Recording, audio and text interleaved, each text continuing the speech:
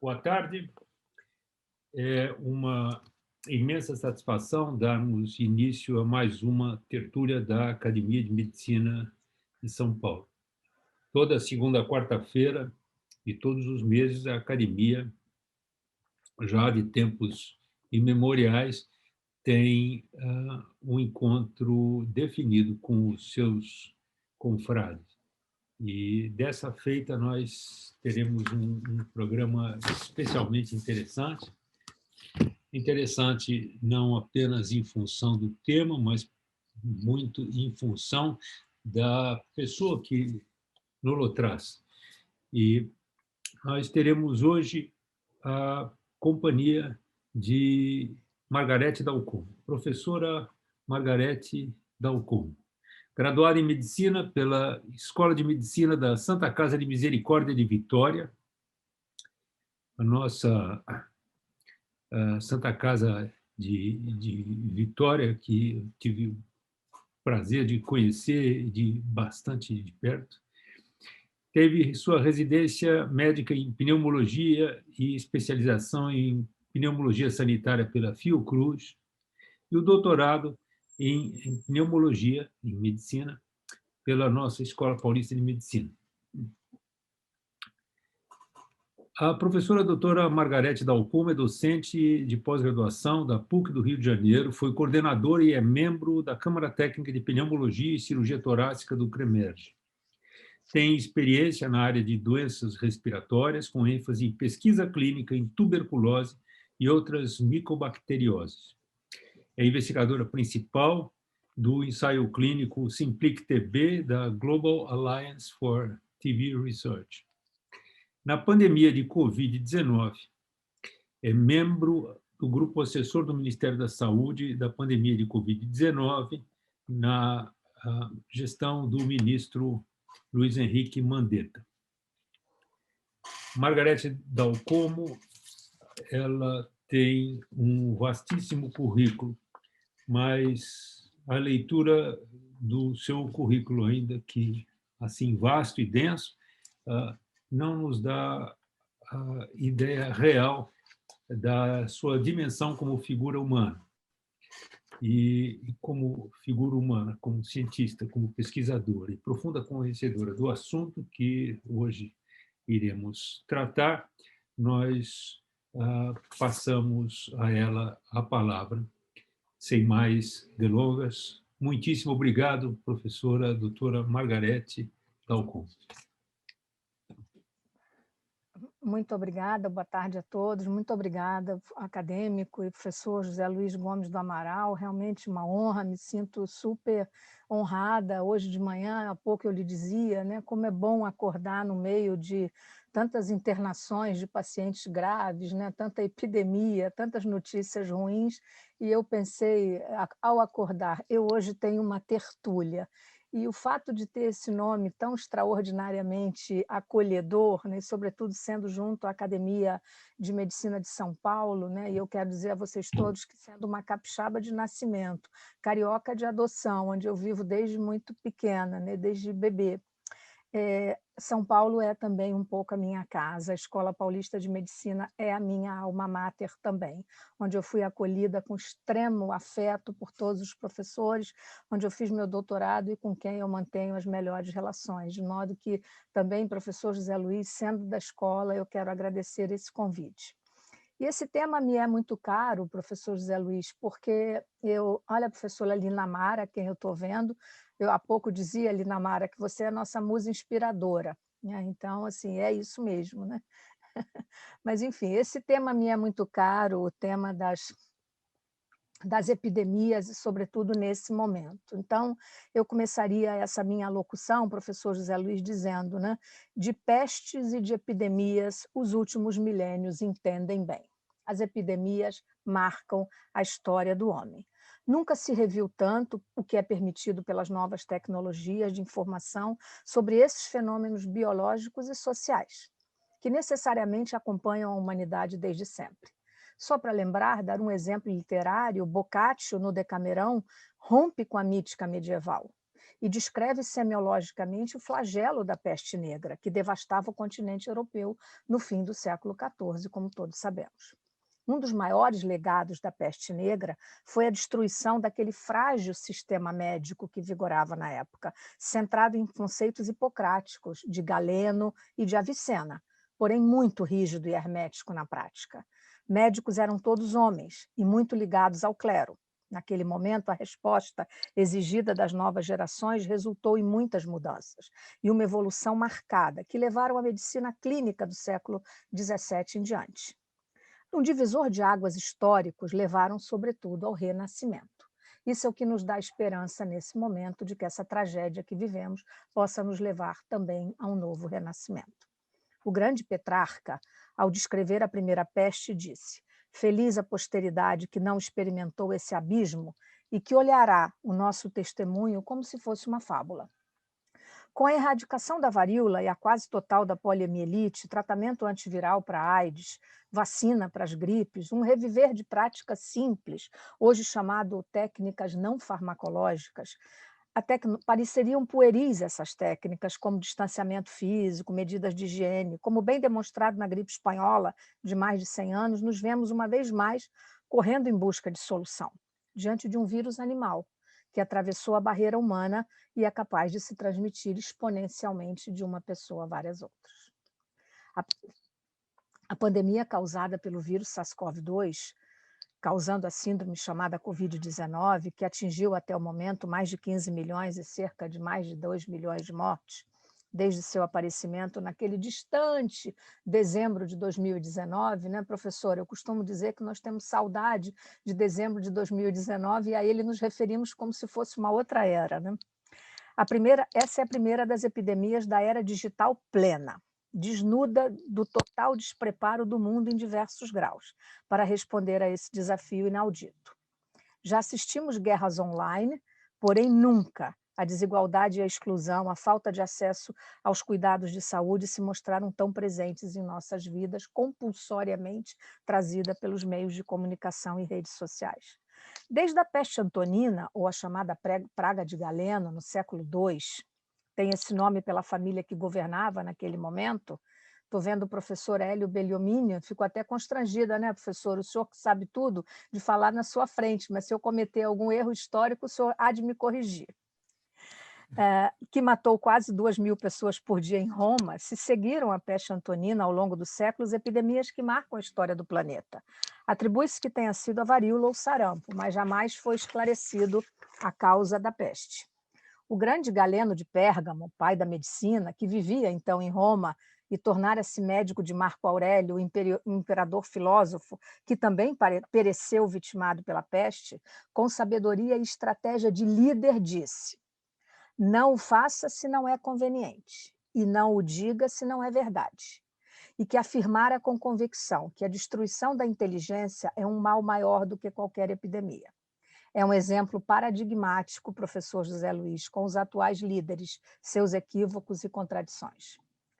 Arateus da Capadócia, no século I, e Galeno de Pérgamo produziram escritos semiológicos originalíssimos. O primeiro descreveu o que seria o facies de um doente, de acordo com a síndrome, e o segundo descreveu as lesões das doenças, dando-se conta naquele momento, precocemente, de que haveria transmissão em algumas situações e que o isolamento seria fundamental, conceito esse que levou séculos para ser demonstrado.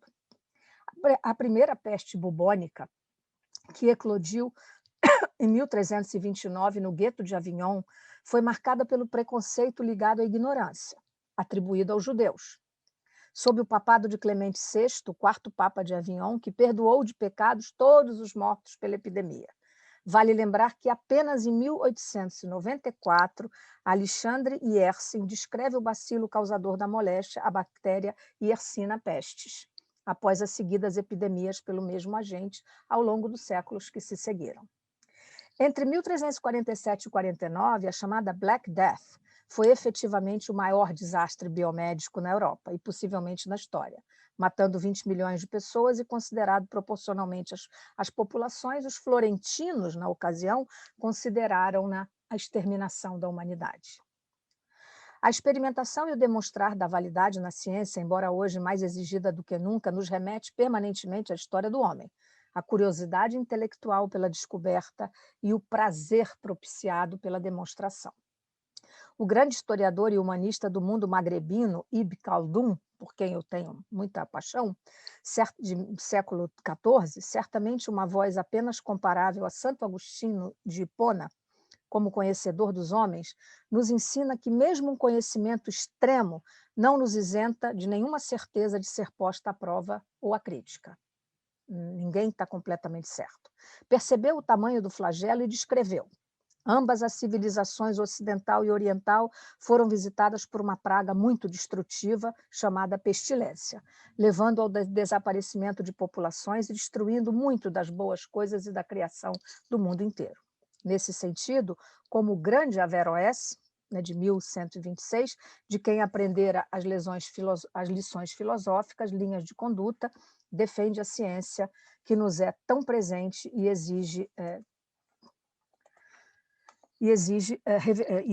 a revelação de um universo de afirmações. A segunda peste, ocorrida em 1478, mostrou a estratégia do isolamento social exemplar a partir de Milão.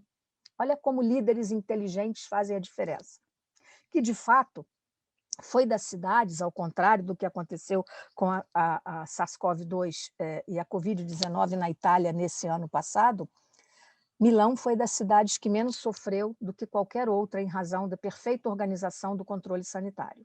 Ouvindo falar da aproximação da epidemia, os governadores, os poderosos visconti, duques de Milão, chamados na época signori, por título, criaram um cinturão literal na cidade, composto pelos apotecários, pelos nobres, pelos médicos e outros profissionais, impedindo a entrada de suspeitos da doença. Então, realmente uma estratégia espetacular. A outra representação paradigmática dessa pandemia é a figura sinistra, mascarada, vestida com túnicas negras, chapéu de abas largas e aquela máscara de olhos arregalados e bico longo que todos nós usamos nas nossas aulas, e muito bizarro, que cuidava dos doentes e lacrava as casas com aquelas famosas cruzes amarelas, quando era o caso. Apesar da aparência inusitada, esse era o modelo de equipamento de proteção individual dos profissionais de saúde, equivalendo aos EPIs da Idade Média, e sua finalidade era permitir a segurança dos médicos e dos pacientes. A peste negra, assim, ceifou, em suas duas ondas, 30% a 50% da população europeia. Naquele momento, a resposta exigida das novas gerações resultou em mudanças e evoluções que levaram ao grande avanço da medicina clínica do século XVII.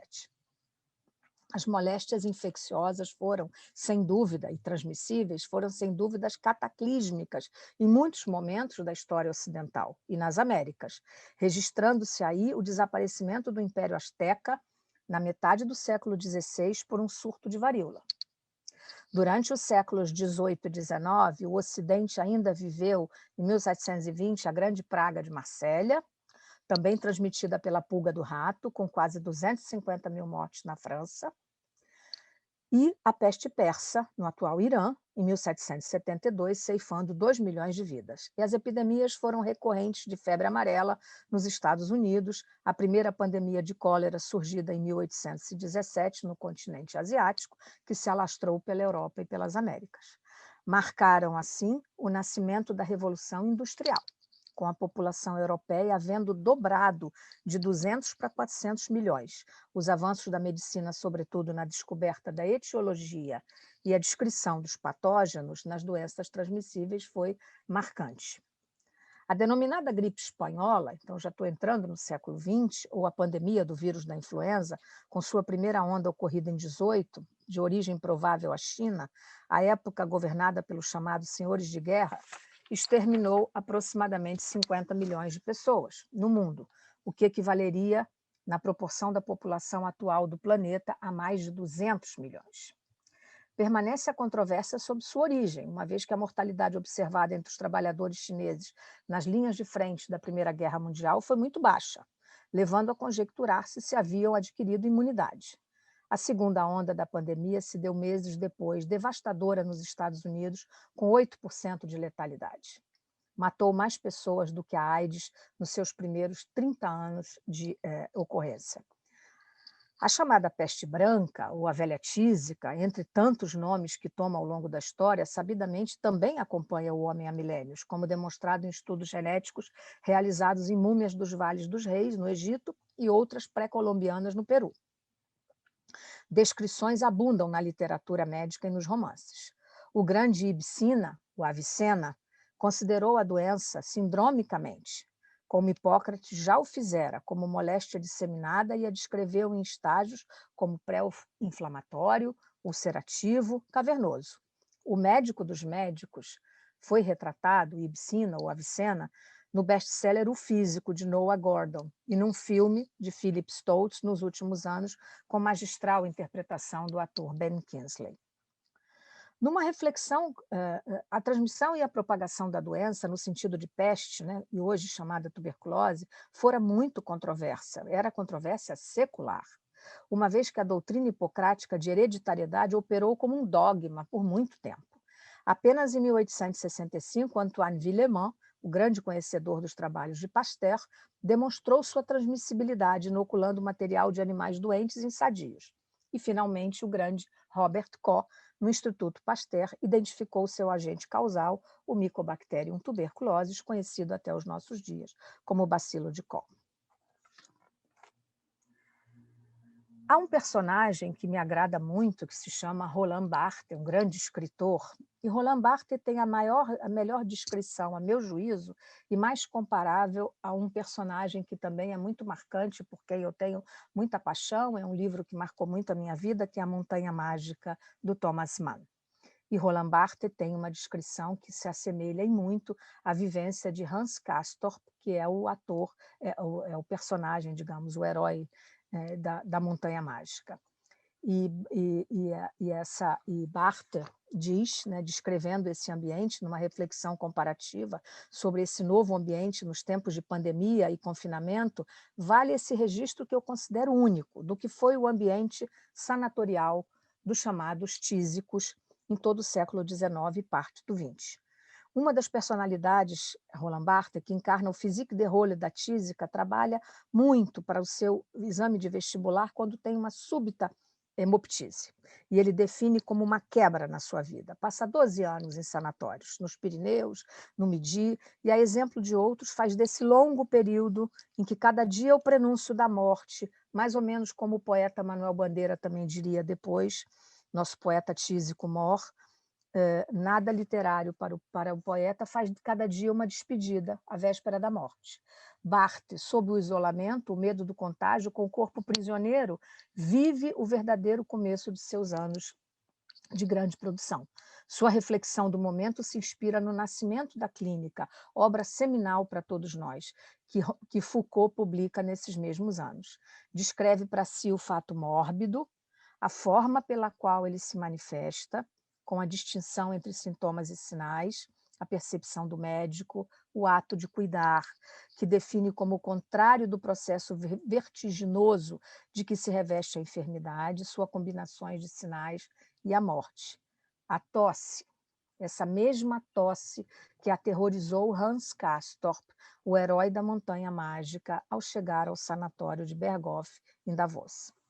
Esses relatos todos seguramente se somarão na história contemporânea aos muitos que, nesse momento, estão seguramente sendo produzidos, nas mais diferentes percepções culturais do nosso planeta, desde os povos mais gregários até os de culto contemplativos, sobre a experiência da Covid-19 e o compulsório isolamento. A profusão de metáforas geradas nesse clima de dúvida sobre as consequências desse inimigo inesperado impressiona. A angústia e o medo diante da pandemia começa no distanciamento físico, tão estranho à maioria de nós, e se segue na nova organização dos lares, passa pelo compulsório convívio cotidiano e chega naqueles pacientes graves, aos olhares que não se sabem se de despedida definitiva, na entrada das áreas fechadas de hospitais, como um mergulho no despenhadeiro do oblivion ou do não retorno. Se olharmos o espelho da história, qual a diferença dessa metáfora com as cruzes pintadas nas portas lacradas das casas pelas pestes medievais, de onde não se saía nunca mais? O homem precisou chegar ao cume da tecnologia para entender, a um custo humanitário inadmissível, o que é vulnerabilidade generalizada diante do inimigo invisível, distribuída pelo planeta por transportes aéreos, tão diferente da última pandemia da gripe espanhola, chegada de navio, como todos sabemos, às Américas. Resiliência, capacidade de adaptação, protocolos novos de comportamento, mais do que conceitos abstratos, conformam o que já se popularizou chamar como novo normal. Os cenários prospectivos da medicina permitem que revisemos o juramento de Hipócrates, com a divisa do grande Paracelso, esse grande médico suíço do século XVI. La médecine est tout amour. A medicina é toda amor. A honra da medicina e sua complexidade repousam, assim, sobre uma aliança do dever da ciência e do dever da humanidade, de humanidade, ou do que seja tratar o empirismo com o olhar crítico inarredável. Aprendemos em nossas vidas que o destino da raça humana não é uma inquietude muito permanente em nossos imaginários. Quando a vida se mostra satisfatória para muitos, ainda que iniquamente o contrário para tantos outros, desígnios parecem aflorar. E nem grandes impérios, nem sociedades isoladas, ilhas longínquas, nenhum lugar foi poupado diante da magnitude do fenômeno biopsicossocial que vivemos presentemente. No mundo obscuro da fatalidade, fazer escolhas dolorosas entre os semi-mortos dos quase vivos, ou assim chamada escolha de Sofia, como inacreditavelmente se aplicou o modelo de definição do uso de leitos de terapia intensiva, inclusive em países desenvolvidos como Itália e Espanha, duramente atingidos pela presente epidemia na primeira onda, são fatos que nos deixam cicatrizes indeléveis, a conciliar, como sempre, os ensinamentos de Hipócrates, primum non nocere, e o melhor do equilíbrio entre cuidado e razão. Um dos grandes poetas do século XX, o irlandês Yeats, nos diz que cada um deveria fazer para si uma máscara, eu gosto desse exemplo, e usá-la e tornar-se o que a máscara representa. De par com o isolamento social, nunca o uso de uma arma tão singela, que a rigor só esconderia rostos e mostraria olhos, revelou tantos olhares de angústia e de solidariedade, a nos amalgamar confiantes num novo desenho de relações, num futuro maior, mais generoso e necessariamente diferente daquele saudoso dezembro de 2019. Henri Bergson dizia que a desordem aparente nada mais é do que uma ordem que não compreendemos. Se essa é uma máxima verdadeira, nesses tempos de turbulência e efervescências sociais, biológicas, de desigualdades expostas obscenamente, de impasses diante do que não sabemos, de descobertas espetaculares, como são as vacinas, em menos de um ano fabricadas, como se deu ao longo de algumas das grandes epidemias nesses 2 milênios, nos resta o oposto da perplexidade. Não nos é dado o direito da perplexidade na pandemia. E o que é isso senão a genuína consciência de que somos racionais? E é pela razão e pela ciência, de par com a generosidade humana, que entraremos na era pós-pandemia.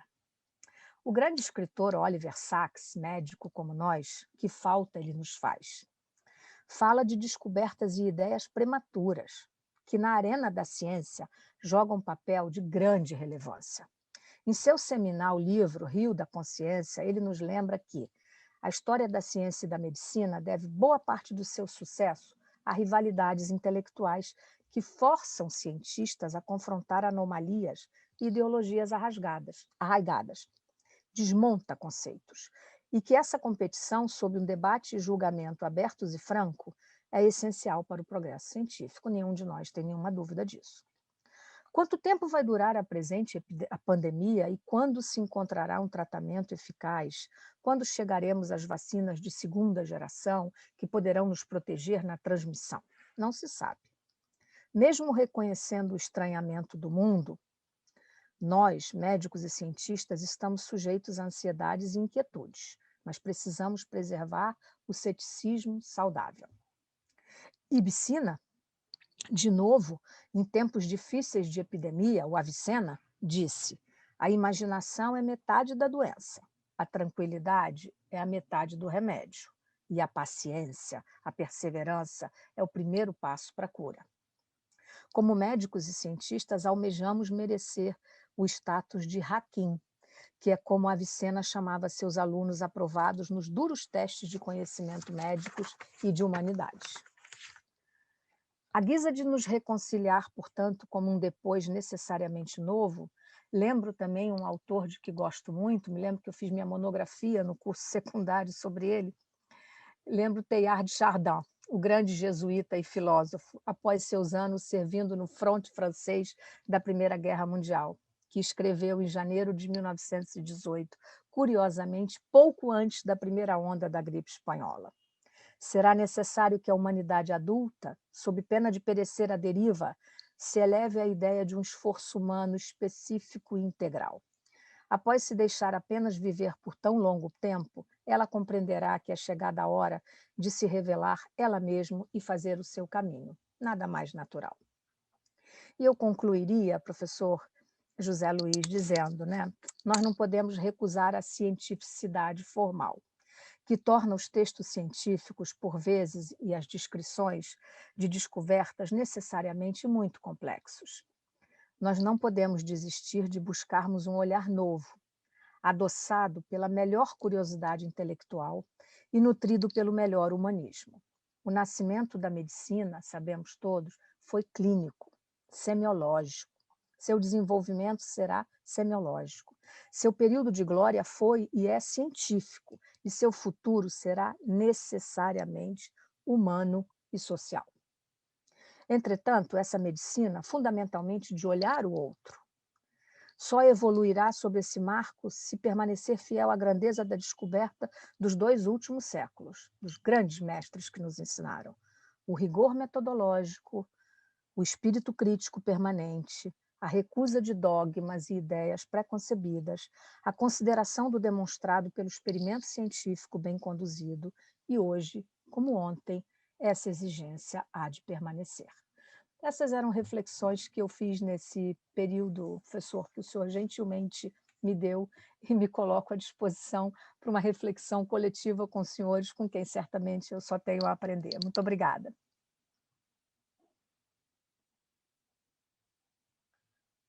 Muitíssimo obrigado, professora doutora Margarete Dalcon.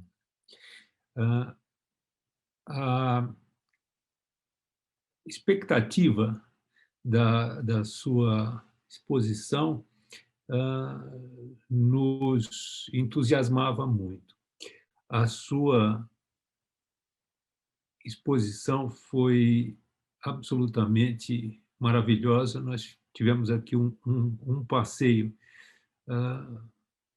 fantástico ao longo do tempo e ao longo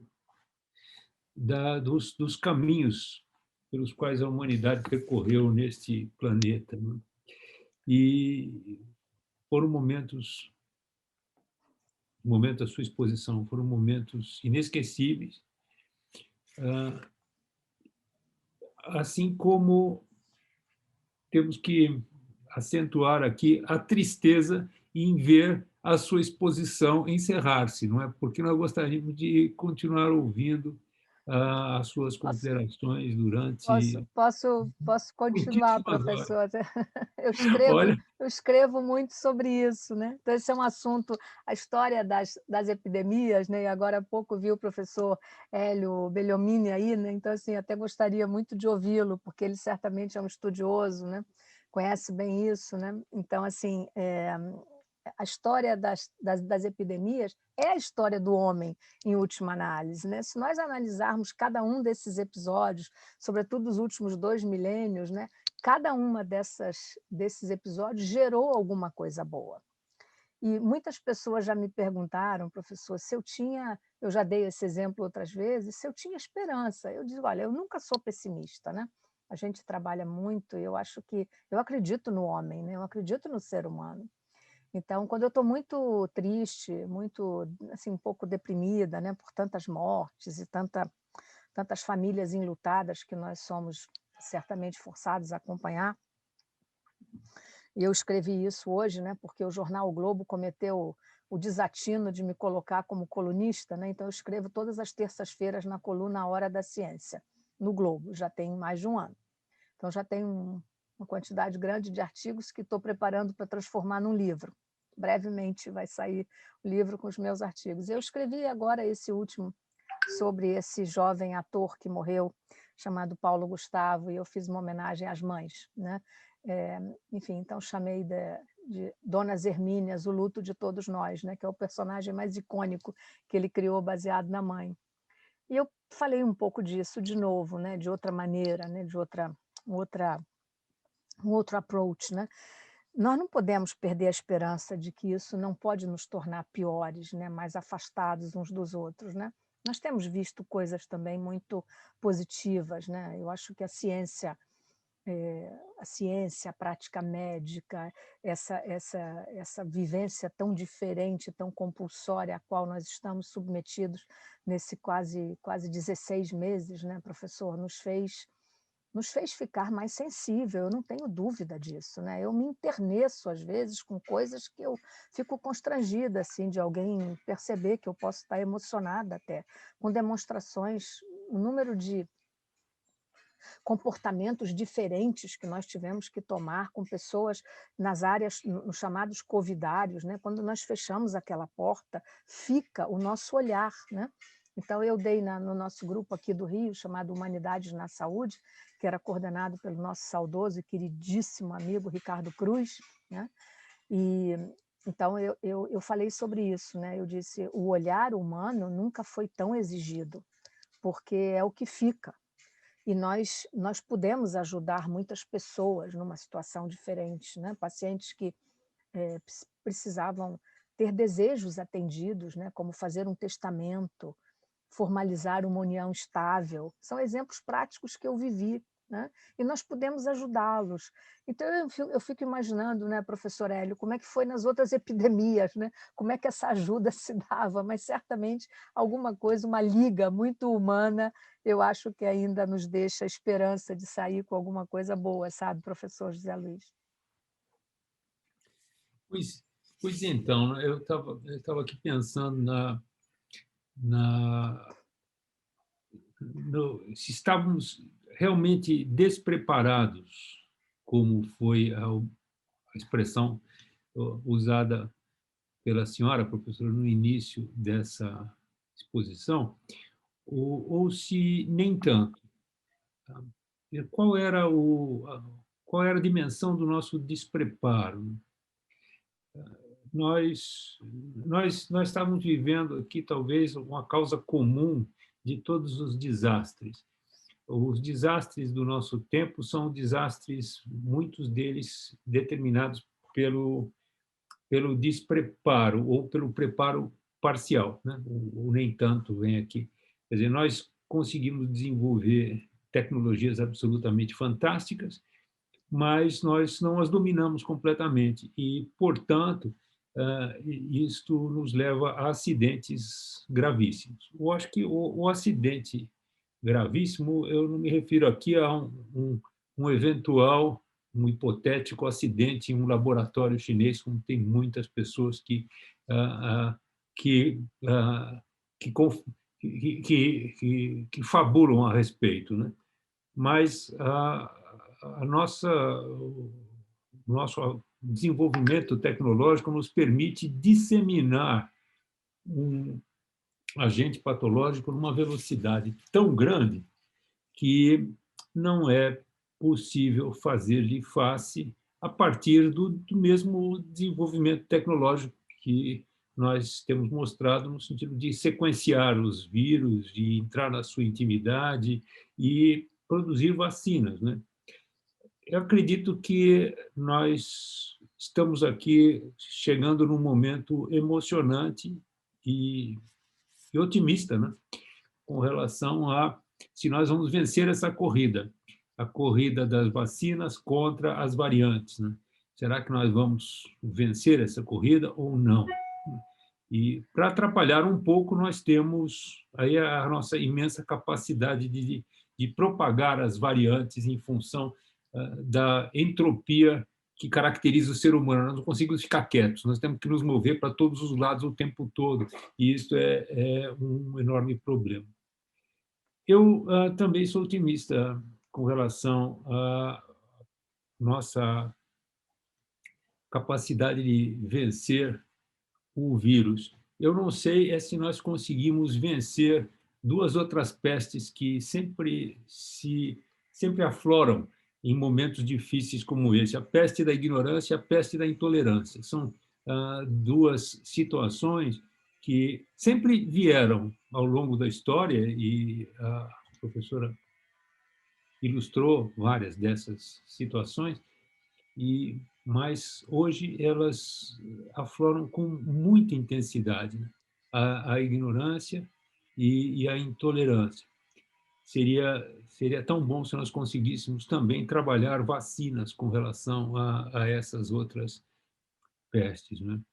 Mas eu não quero fazer tantas observações aqui. Nós viemos aqui todos para ouvi-la, e então eu gostaria de abrir aos nossos queridos confrades a oportunidade de fazerem observações e perguntas para que nós possamos ouvir a professora Margarete. E o nosso querido vice-presidente da academia e nosso confrade, presidente da Academia Cristã de Letras aqui de São Paulo, Hélio Beliomini. Hélio, por favor. Bom, inicialmente eu queria parabenizar a professora Margarete pelo banho de cultura, de história, de enlevo que ela nos deu nessa sessão da tarde aqui. Eu nem sei porque ela citou meu nome, eu até me surpreendi.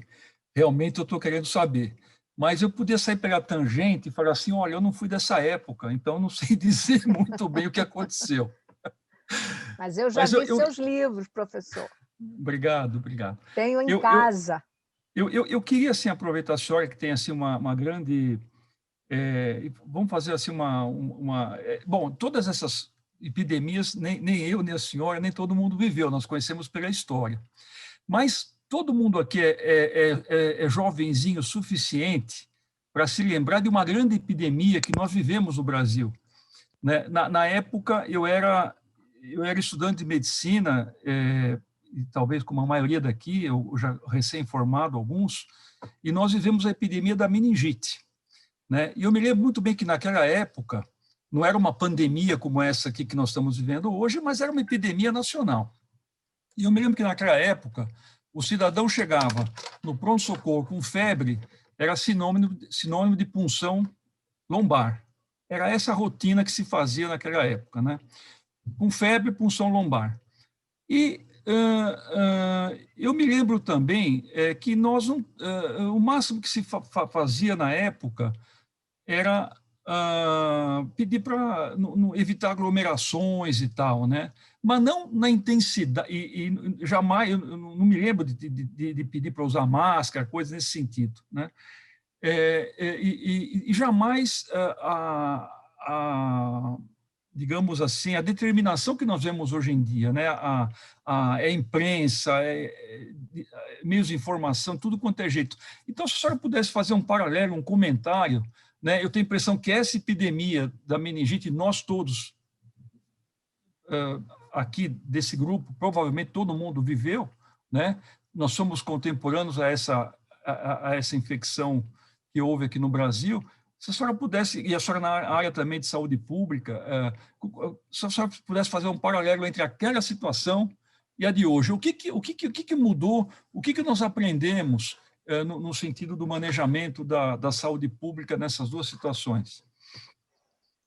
Obrigada pela pergunta, professor. Eu acho que, assim, primeiro, né, antes ainda desse surto, né, epidêmico, né, que foi a meningite meningocócica, né, nós tivemos duas outras viroses respiratórias muito paradigmáticas, muito recentes nas nossas vidas, muito perto de nós, professor, que foram a epidemia da SARS, de 17 anos atrás, no primeiro SARS-CoV, né, o SARS-CoV-1, né, digamos, né, uma coronavirose também, e depois a MERS. A MERS nunca chegou a nós, ela ficou restrita ao Oriente Médio. E essa é uma reflexão que eu sempre faço, sobretudo quando falo com aluno, assim, né? Qual é a diferença das coronaviroses anteriores das duas para essa? Porque as outras não foram pandêmicas como essa. da mesma maneira como a meningite também não foi.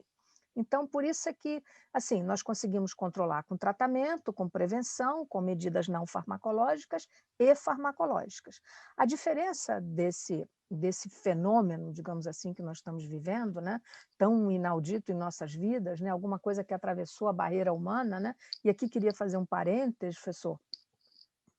O homem trata muito mal o planeta, né? Quer dizer, quando alguém me pergunta assim, você acha que vai ter outra epidemia? Eu não tenho a menor dúvida, né? Se nós pensarmos que a Amazônia brasileira é a maior concentração de coronavírus do mundo, não é a China, nós podemos ter uma nova epidemia nascendo no Brasil, porque nós estamos tratando tão mal a nossa Amazônia, né, esse desmatamento, tudo isso. Então, assim, o homem é responsável por grande parte, inclusive pela epidemia do SARS-CoV-2, quer dizer, se o senhor conhecer, né, como eu conheci, né, provavelmente algum dos senhores também o conhece, aqueles mercados chamados wet markets na China, né? É uma coisa inacreditável, até tem uma foto que eu uso sempre em aula, assim, né?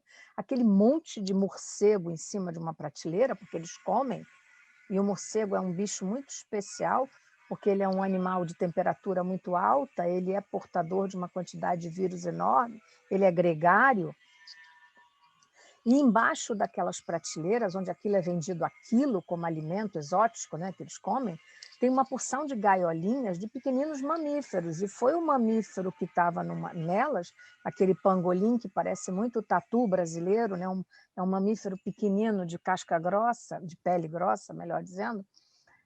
Então, assim, houve essa passagem. Na epidemia da meningite, eu acho que o impacto da mortalidade foi um impacto muito grande, professor Hélio, mas em termos de disseminação, ela foi muito mais facilmente contida, porque medidas não farmacológicas e farmacológicas resultaram. E hoje nós fazemos profilaxia da meningite, como nós sabemos, né? Então, por que as outras duas coronaviroses desapareceram? Porque é a tendência das viroses respiratórias, nós aprendemos isso, a tendência delas é desaparecer, todas elas, né? Essa não vai desaparecer das nossas vidas e ela ficará endêmica, né? Não tenho dúvida. O SARS-CoV-2 não vai mais embora.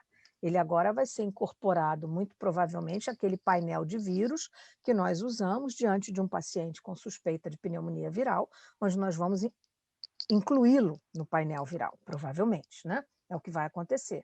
Ele vai ficar endêmico e, para isso, nós precisaremos chegar a esse feito extraordinário, como eu referi, que foi fazer essa quantidade enorme de vacinas, né, aprovadas já para uso clínico num período menor do que um ano, né? Como nós temos vacina para meningite, por exemplo, que foi outra coisa extraordinária, né? Ainda respondendo, aludindo à sua pergunta. E nós precisaremos agora vislumbrar a possibilidade das chamadas vacinas de segunda geração, porque hoje as vacinas que nós temos estão interceptando morte e caso grave. As vacinas de segunda geração, nós poderemos operar sob a transmissão. Então, assim, é tão incrível a rapidez com que isso se deu, acho tão extraordinário, né? Eu leio um artigo que eu escrevi há um ano atrás, a gente dizia assim, um dia, quem sabe, qual é a maior solução para a virose respiratória? Professor, nós sabemos disso, é vacina, não é remédio. O que resolve sarampo, febre amarela, virose aguda? É vacina. Em contraparte, virose crônica, a gente tem remédio para tratar.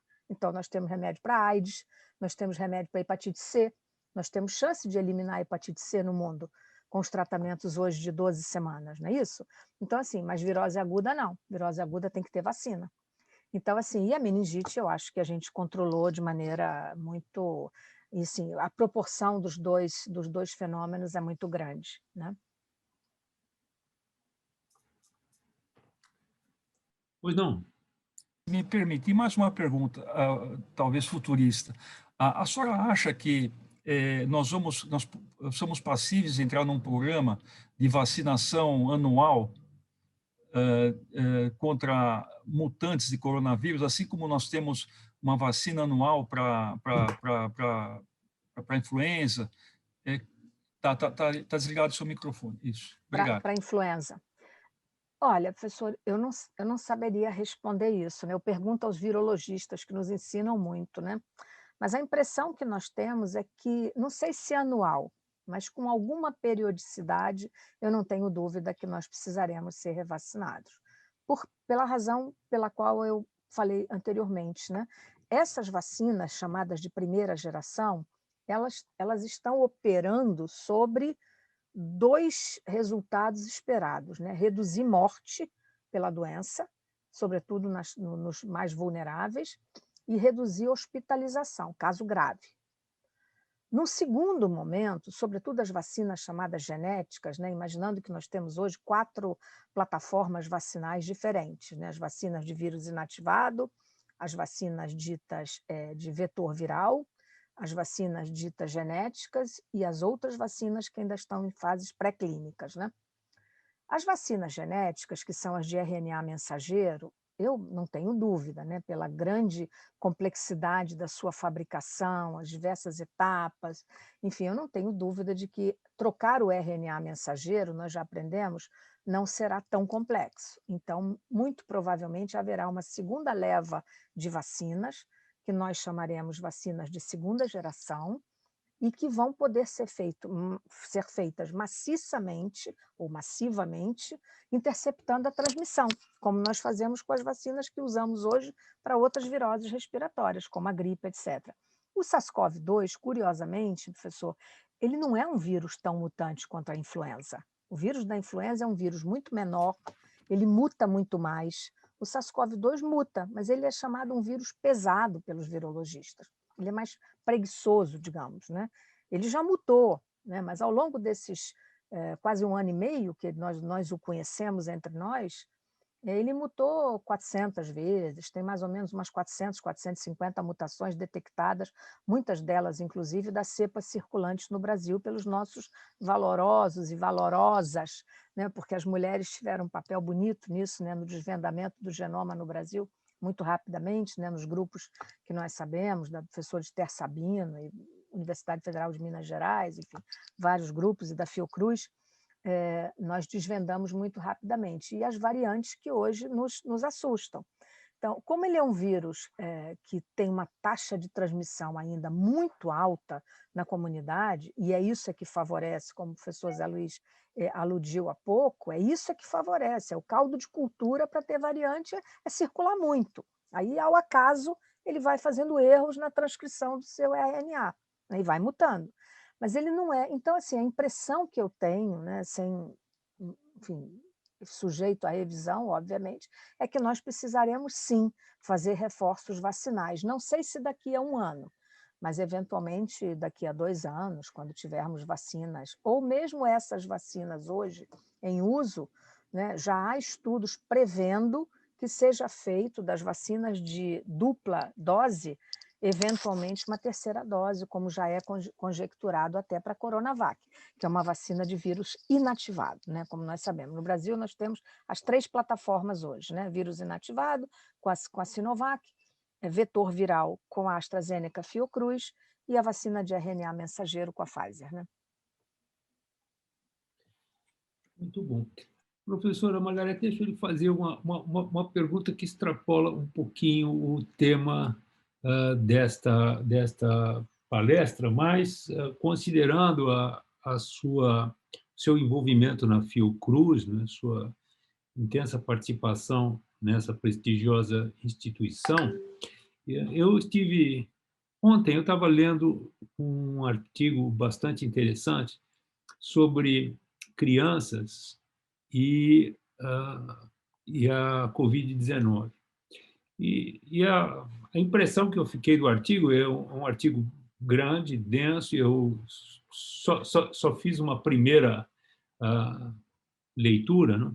Mas a impressão que eu tive é que as conclusões seriam que as crianças elas não são tão fortes como propagadoras do vírus, mas porque as crianças têm poucas manifestações clínicas e, com poucas manifestações clínicas, elas dispersam menos aerosóis do que os adultos.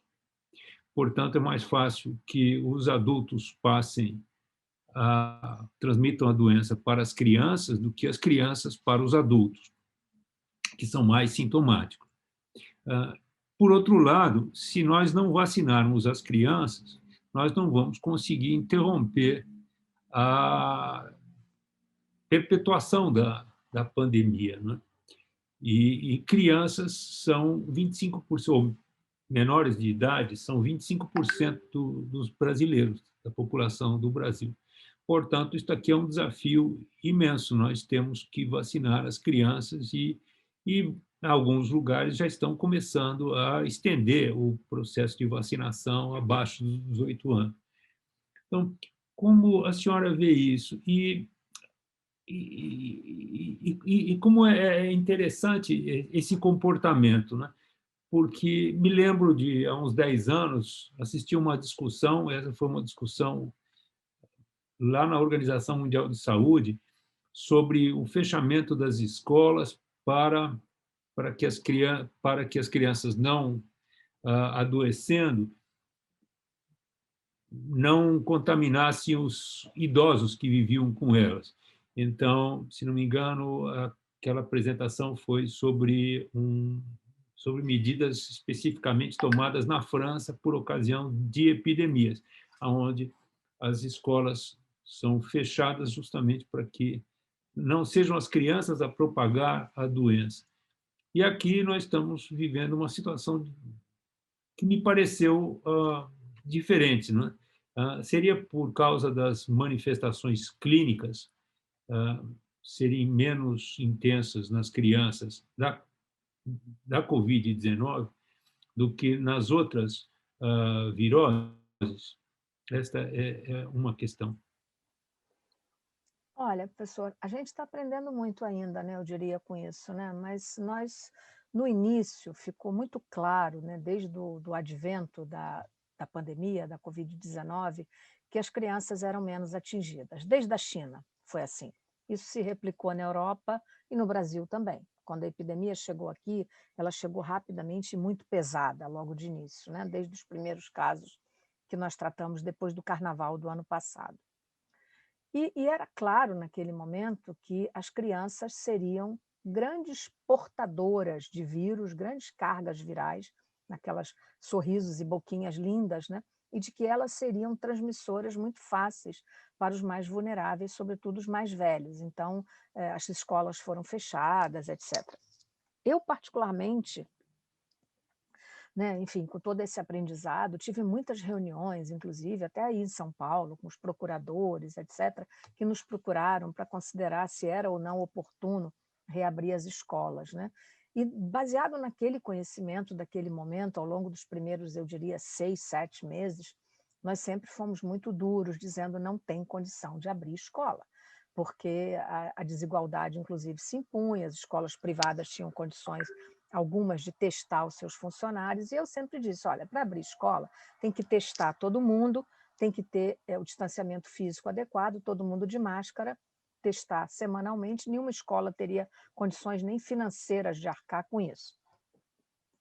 E nós passamos esse ano letivo perdido praticamente, né, de novo. Então, assim, hoje esse estudo da Fiocruz é um estudo muito bem feito pelos nossos colegas, mostram que as crianças, pelo fato, existem duas hipóteses que são consideradas para elas, né, de que elas sejam, pela questão da quantidade enorme de vacinas que elas recebem, elas são portadoras de uma chamada imunidade cruzada, que as protegeria contra uma carga viral que, a princípio, nós achávamos que, porque elas gritam muito, etc., elas espalhariam vírus com mais facilidade.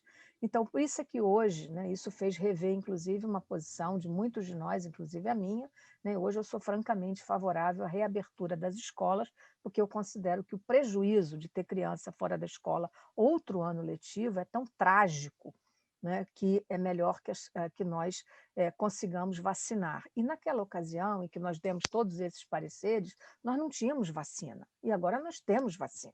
Então, vacinados as pessoas de todo o complexo da educação, professores, funcionários, limpeza e todo mundo, e mantendo alguns protocolos, tal, eu sou francamente favorável à reabertura das escolas. Quero deixar essa posição, que é uma posição, inclusive, que eu particularmente revisei. Eu escrevi um parecer inclusive junto com alguns colegas da USP de Ribeirão Preto, que estavam estudando muito bem isso, contraindicando a reabertura das escolas mais ou menos em agosto do ano passado. E hoje eu diria, não, as crianças, todo mundo está vacinado, os avós estão vacinados, muitos pais estão vacinados e o prejuízo seria muito grande. Agora, o quanto as crianças são transmissoras ou elas ficaram doentes, transmitidas por adultos, isso é alguma coisa que eu não arriscaria dizer qual é o fio dessa meada, entendeu, professor? Porque nós não sabemos. Na verdade, é que nós não sabemos. Nós apenas descobrimos que as crianças, por força, né, hoje, então, com essa quantidade enorme de adultos, né, Rio e São Paulo já estão com acima de 95% dos idosos vacinados, não há dúvida de que esse risco dessa transmissão, digamos, bionívoca, né, de velhos para criancinhas e criancinhas para velhos, então ela diminuiu. Mas a resposta mesmo, o que acontece na patogênese com as crianças, né, inclusive com um fato, digamos, real, né?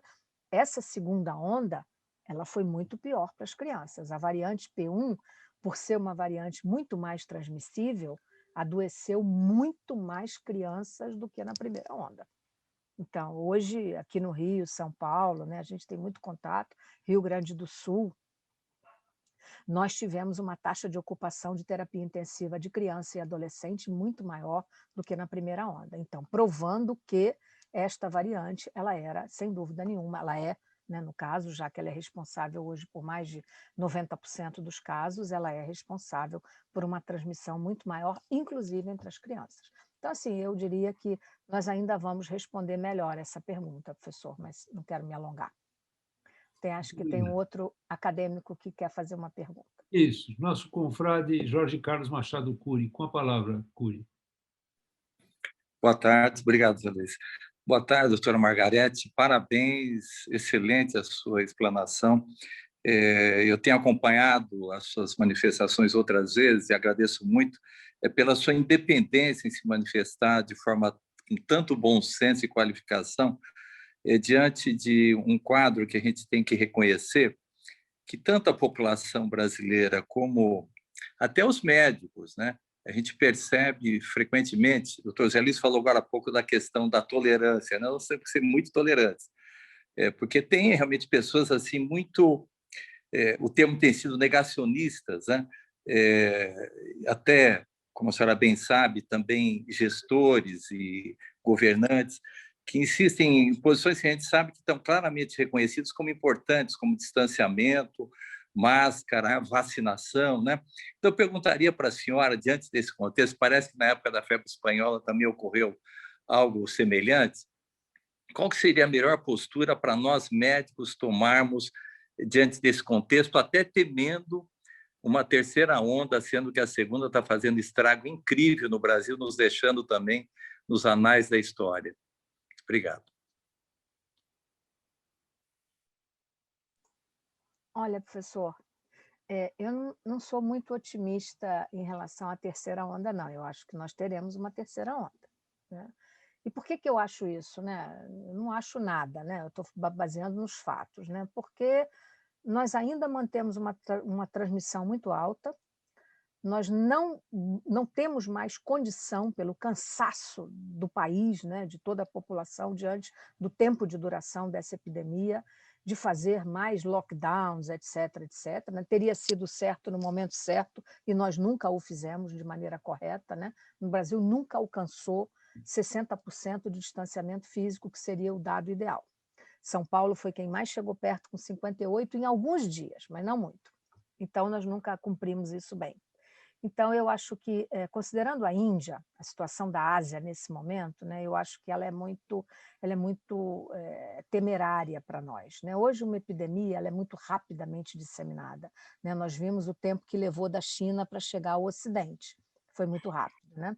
E chegar muito pesado. Então, a variante que circula na Índia não é a nossa, não é a da África do Sul e não é a do Reino Unido, é outra variante, altamente contagiosa, numa situação totalmente desfavorável, como é a Índia, né? Enfim, quem conhece a Índia entende perfeitamente aquelas piras humanas em praça pública, como hoje está acontecendo, né? A transmissão realmente é incontrolável. Os voos não foram cancelados, as fronteiras estão abertas, então, assim, eu não estou muito otimista e espero, né, eu só rezo, né, para que isso não aconteça, mas do ponto de vista científico, racional, eu tenho muito medo. Agora, eu acho que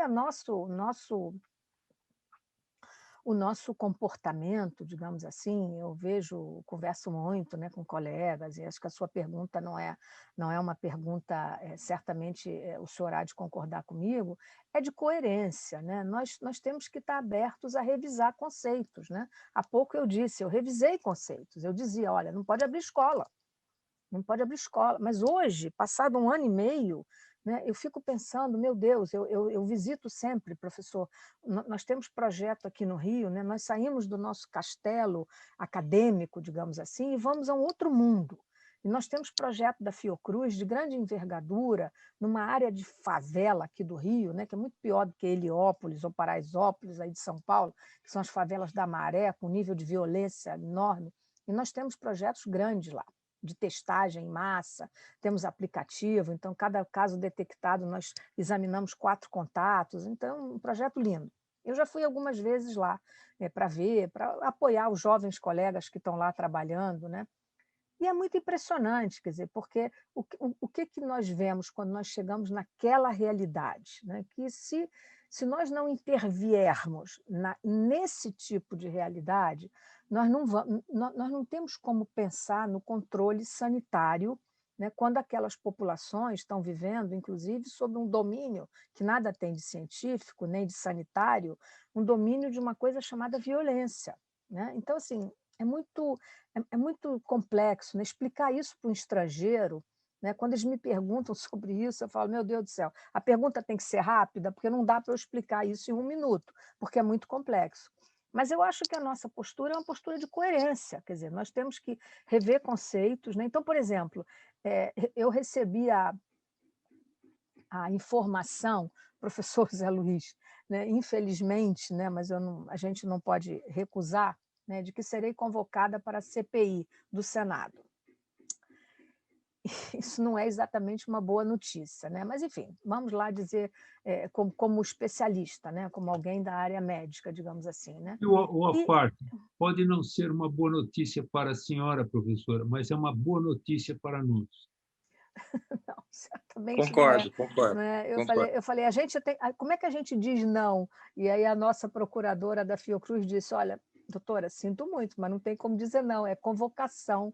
Aí eu falei, bom, eu espero que eu não seja convocada como testemunha. Não, não é testemunha, é outra modalidade, é como especialista. Então, eu estou dizendo isso, professor Jorge, porque o que me cabe dizer aquilo que eu penso? Né? Há determinadas discussões que eu acho que nós não temos mais que perder tempo em tê-las. Então, por exemplo, ficar discutindo com nossos colegas se eles têm que se vacinar ou não, né? Gente dizendo que não quer se vacinar por isso, porque aquilo. Né? Não estou nem falando das coisas jocosas que se diz por aí, mas assim, é inadmissível. Eu considero uma discussão, eu até tenho, assim, mas confesso com um pouco de falta de paciência. E outra coisa que eu acho que a nossa coerência já nos permite dizer, não dá mais para ficar discutindo tratamentos que não tem nenhuma controvérsia mais. Né? E é isso que eu vou dizer, olha, senhores, não há mais controvérsia. Controvérsia é uma coisa que a ciência tem que responder. Então, tem coisa que é controvérsia. Agora, reposicionamento de fármacos que já mostrou que não funciona, né, sobejamente, exaustivamente, não há mais por que ficar transformando numa discussão que, a meu juízo, está obsoleta, entendeu? Como esses remédios todos aí, né? Os remédios vermífugos e cloroquinas e essas coisas todas. Então, eu considero essa discussão terminada, não tem mais controvérsia. Né? Então, querer retroalimentar isso como ainda sendo uma controvérsia, eu acho que é isso, sabe, professor Jorge? Isso tem que ter coerência, quer dizer, nós temos que poder dizer, não há mais controvérsia, isso está demonstrado que é ruim e que faz mal, não serve. Né? E eu acho que é um pouco assim, não quero ser simplista, nem, muito menos dona da verdade, até porque nós tivemos dúvida durante algum tempo também. Então é isso, né? Enfim, eu fico imaginando que se esses nossos mestres estivessem vivos, né, eles iam concordar conosco. Né? A demonstração científica, né, já vem desde Galeno, né, dessa gente toda. Né? Obrigado. Bem, Temos outras manifestações dos confrades que gostariam de fazer uso da palavra para observações, para comentários ou perguntas. Por favor, é só levantar a mão no aplicativo, porque eu não consigo vê-los todos.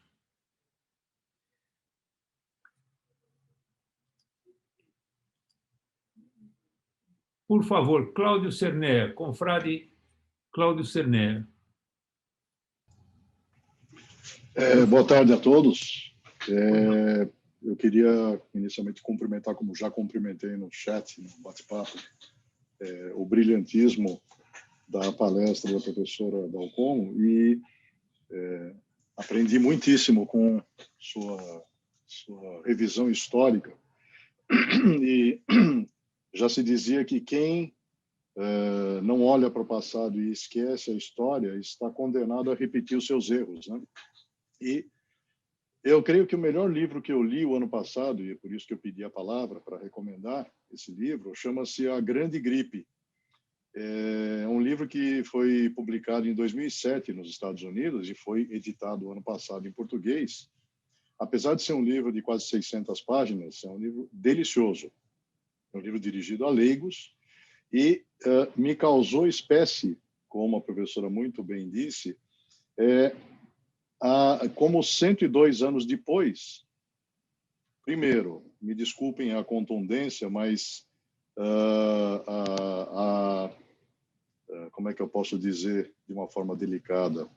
A imbecilidade de alguns governantes da época, principalmente nos Estados Unidos e na Europa e também no Brasil, por que não dizer, não serviu de lição para o mundo todo, não apenas para os governantes aqui no Brasil, mas para o mundo todo. Quer dizer, tudo, a forma como as autoridades trataram com uma leviandade gigantesca esse processo todo, vem desde aquela época. Lembra aquele filme do Steven Spielberg, O Tubarão, né? Que o prefeito daquela praia, que vivia de turismo, quis esconder a presença de um tubarão gigante assassino, até que o número de mortos subiu para uma conta insuportável. Então, eu recomendo aos confrades e confreiras que leiam esse livro, porque, além de ser um livro, o assunto, obviamente, é tristíssimo, né? Mas, além de ser um livro delicioso de se ler, super bem escrito, super bem documentado, ele nos deixa surpresos de ver como os erros se repetem de forma assim inacreditável. Mais uma vez, parabéns à professora Dalcomo pelas pérolas de conhecimento, principalmente conhecimento histórico, que ela nos ofereceu nessa tarde de hoje. Muito obrigado. Queria, se me permite, professor Zé Luiz, concordar com o professor Cláudio. Realmente, A Grande Gripe é um espetáculo, quer dizer, ter tido essa reedição é muito bom. É um livro, eu olhei para trás até para ver se o meu estava visível aqui, e tem 2 outros livros que são muito paradigmáticos, digamos assim, nesse momento, né, que saíram, né? O da Lilian Schwartz, que chama-se A Bailarina da Morte, que é sobre a gripe espanhola, que é muito bem escrito. E para aqueles que gostam de literatura, eu recomendaria reler o nosso colega, né, extraordinário, médico e professor, foi membro da Academia Brasileira de Medicina, o professor Pedro Nava, que nas suas memórias descreve a gripe espanhola e todo o negacionismo da época e toda aquela quantidade de mortos e como se dava no Rio de Janeiro, que na ocasião era a capital. Então, assim, é espetacular. E o segundo é esse livro aqui, que também é espetacular, esse aqui que se chama Epidemics and Society, que também, para quem tiver interesse, é a história das epidemias, é um livro enorme também. Enfim, eu comprei pela Amazon ao longo do ano passado, e recentemente eu estava lendo alguma coisa da febre amarela, porque eu precisei pensar sobre isso, e é espetacular também. Então, para quem tiver interesse, mas A Grande Gripe, o professor Cláudio tem toda a razão, é uma beleza, é um livro que vale a pena percorrer. E o senhor vai gostar do Epidemics and Society também. Vale a pena. Muitíssimo bom. Eu fico aqui, eu é muito triste termos de encerrar reuniões tertúlias, né, como essa, mas é necessário fazê-lo, até para deixar todos com vontade de mais uma outra vez, e em breve, certamente, nós iremos importunar a professora Margarete com mais um outro convite. Posso fazer uma pergunta, professor José Luiz? Por favor. Eu não sei se a academia tem os anais, eu não sei bem, né? Mas alguém escreveu aqui no chat, eu li rapidamente, pedindo que eu enviasse. Se o senhor quiser, e se assim for a norma da academia, né, eu posso mandar o texto, né? Esse texto, que é um texto, na verdade, que eu li alguns excertos, né? E eu posso mandar a parte que eu aqui apresentei, se o senhor quiser, assim o farei brevemente. Né? Muitíssimo obrigado. Muito nos honra. Temos, sim, o site da academia. O Dr. Hélio Beliomini, ele trabalha também a revista Asclep, onde se pode fazer uma sinopse da reunião, e essa reunião é gravada. Todas as reuniões ficam gravadas no YouTube, no canal da academia na íntegra. Portanto, elas também aqui estão disponíveis. Há algumas semanas, nós tivemos um encontro que foi um encontro da Associação Paulista de Medicina, com apoio da Academia de Medicina de São Paulo, onde nós discutimos religiosidade, ou religião e pandemia.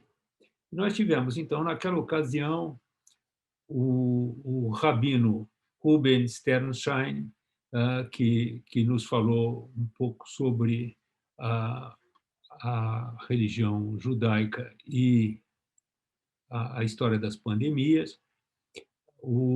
Nós tivemos um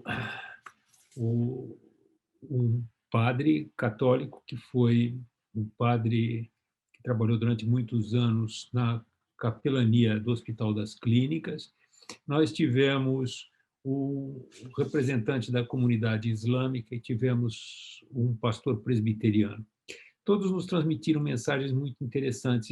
Nós não sabíamos exatamente como é que começávamos aquela reunião e resolvemos começar pela cronologia da história dessas religiões. E o rabino Ruben começou a reunião e ele falou um pouco sobre as mensagens da cultura judaica sobre muito do que as pandemias nos falam, e lembrou um pouquinho a história do X nas portas, e lembrou um pouquinho sobre a importância do isolamento. Logo depois, agora vem a senhora professora e nos fala um pouco sobre o círculo em torno de Milão. Não é? Eu fico pensando, a história, desde a antiguidade até a história mais recente, ela nos dá grandes lições maravilhosas. Por que nós custamos tanto aprender essas lições? Porque nós estamos discutindo aqui se nós fazemos ou não fazemos o círculo em torno de Milão ou não, agora, tantos séculos depois, e é interessante como as diferentes culturas pensam com tanta diversidade, não é? Para você ir para a Europa hoje, saindo do Brasil, você tem de cumprir um isolamento de 15 dias. Você tem de mostrar a vacinação, você tem, e logo talvez tenhamos que mostrar uma vacina que seja compatível com as vacinas exigidas na Comunidade Europeia, por exemplo. Né? Mas aqui no Brasil nós não temos esse tipo de restrição. É necessário que nós, de certa forma e inteligentemente, nós apliquemos um pouco dessas lições que a história nos dá. Nós demoramos séculos para demonstrar o fator do isolamento. Quantos séculos nós vamos precisar para aprender esses conceitos e para praticá-los, né? E eu deixo essas perguntas e lhe deixo todo o espaço do mundo para suas considerações não finais, para suas considerações desse momento, por favor. Olha, professor, eu acho que tem um dado epidemiológico tão irrefutável que nós estamos vivendo pelo segundo ano consecutivo, que as pessoas podiam prestar um pouquinho mais de atenção nisso, que é tão simples, né? Com as medidas chamadas, hoje nós damos esse nome, assim, às vezes parece um pouco pomposo, né? De medidas não farmacológicas, né? Que, na verdade, são medidas do senso comum, né? Totalmente, né? Do bom senso, né? Então, todo mundo sabe, desde sempre, né? Olha aí o cerco de Milão, feito de maneira juntando nobres e plebeus, né? numa corrente literal de mãos dadas, impedindo que os suspeitos que vinham de outros locais entrassem, é uma coisa tão bonita. Né? Mas há um dado muito, poderia dar outros exemplos, vou dar um só, que é a questão das viroses respiratórias sazonais. Olha o que aconteceu ano passado, professor. Eu trabalho na Fiocruz, a Fiocruz tem um site, um monitoramento permanente dos vírus, né? Então, todo mês sai aquela curva, e nós sabemos que existe uma sazonalidade nas doenças virais. Ano passado, a sazonalidade mostrou que as infecções, inclusive por vírus sincicial respiratório, que acomete muito as crianças, né, as primeiras idades, tinha ficado assim, vertiginosamente diminuída. E esse ano está se repetindo a mesma coisa. Por que razão? Porque todo mundo estava de máscara. As crianças estavam de máscara. Lembrando a todos que as crianças são muito mais obedientes do que nós. Né? Criança não bota máscara embaixo do nariz, não bota máscara no queixo. As crianças, eu vejo, porque eu vejo da minha família, vejo filho de cliente, de amigos, todo mundo, as crianças são impecáveis. Né? Eu tenho sobrinhas afilhadas que vão para as escolas aí em São Paulo, ficam de máscara o tempo inteiro, só tira na hora do lanche para comer alguma coisa rapidinho, né? Não vão, não tem vestiário, obedecem a essas normas assim. Então, esse fato, só esse fato, já poderia mostrar para as pessoas que vacinar contra a gripe e usar máscara como uma medida dita não farmacológica de controle sanitário é tão espetacularmente eficiente que os dados falam por si só. Então, assim, nós somos seres, né, que aprendemos, infelizmente, professor, menos com a história. Né? Se nós lêssemos a história das epidemias, que, na verdade, nada mais é do que a história do homem ao longo dos últimos milênios, né, eu acho que nós poderíamos estar um pouquinho melhor nessa situação e talvez... E, assim, eu acho que medidas ditas não simpáticas, né, eu já declarei isso publicamente e vou reiterar aqui, eu teria fechado todos os voos da Índia, por exemplo, porque a situação no Brasil ainda é uma situação muito grave. Né? Eu não posso considerar normal contar morte e nós dizermos, não, nós estamos melhorando porque morria mais de 3.000 por dia, mas ainda morrem mais de 2.000 pessoas por dia. Isto não pode ser considerado apenas um dado epidemiológico. Professor, é triste demais para que nós continuamos a repetir isso, assim, quase que numa tautologia mórbida, né? E repetindo isso, nós são mais de 2.000 pessoas por dia, e agora com um agravante. Tudo muito mais jovem, né? Se o senhor entrar em qualquer hospital, o senhor certamente sabe, né? Há pouco, semana passada, eu conversava com a Jaquelina Ota, da Escola Paulista, né? Porque nós estamos juntas na diretoria da Sociedade Brasileira de Pneumologia, e a Jaque me disse, olha, está tudo ocupado por gente nova, enfermaria, pronto-socorro. Então, assim, a epidemia mudou. A segunda onda é muito mais contagiosa. Então, assim, eu acho que, voltando ao comentário que eu fiz anteriormente com o professor Carlos, eu acho que nós nunca fomos exigidos tanto, professor, em dois conceitos, né? Coerência e resiliência. Então, nós temos que continuar a fazer esse nosso papel. Eu estou convencida disso, né? Continuarei a fazê-lo, mas isso não me impede de ter esse lado um pouco, eu diria, lúdico, né? De me interessar por esse assunto cada vez mais, inclusive. Eu gosto muito de literatura, e então, assim, eu acho que a história das epidemias nós poderíamos relê-las com mais atenção, com esses exemplos aí que nós demos dessa literatura recentemente publicada. E, mais uma vez, muito obrigada aí pelo convite. Não sei se a professora Lina Mara quer fazer algum comentário, que eu estou vendo o rostinho dela aqui.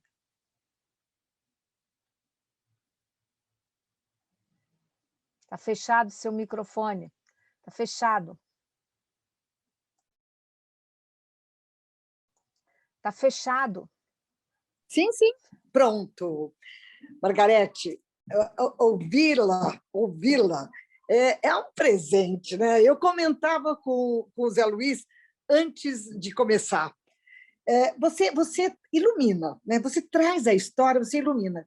Eu tenho um privilégio enorme de conviver com a Margarete num grupo de humanidades de um amigo querido nosso, o Ricardo, que se foi, uma coisa lamentável, e a gente pode aproveitar um pouco mais desse espírito que traz cultura humanizada.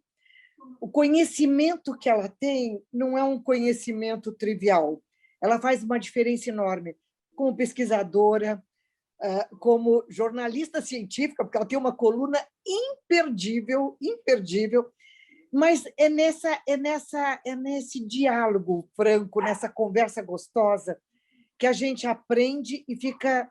Nossa, eu vou te contar, orgulhosa de ser médica. Você traz orgulho. Obrigada, minha amiga.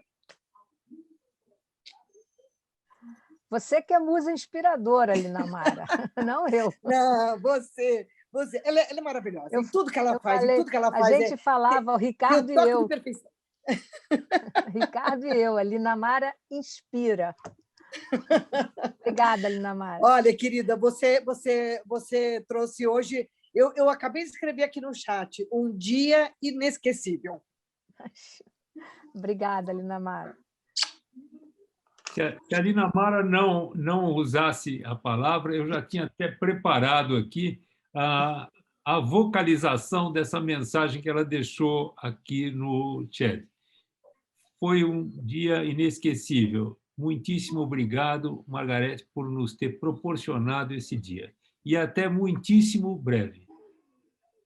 Até muitíssimo breve. Obrigada, muito bom, obrigada muito a relembrado. Todos. Bom resto de semana. Para todos.